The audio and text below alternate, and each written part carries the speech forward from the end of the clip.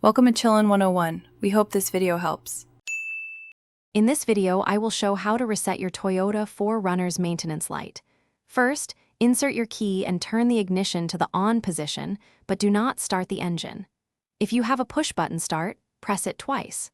Next, find the trip meter reset button on your dashboard.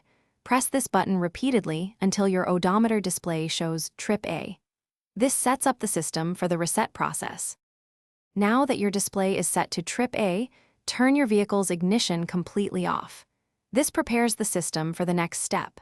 With the ignition off, locate that same trip meter reset button again.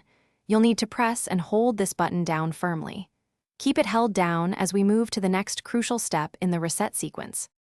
While continuously holding the trip meter button, turn your ignition back to the on position. Remember, do not start the engine.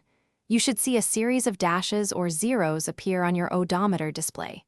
Continue holding the button for approximately 10 seconds. The maintenance light will flash, possibly beep, and then turn off, indicating the reset is in progress. Once the maintenance light has disappeared from your dashboard, you can release the trip meter button.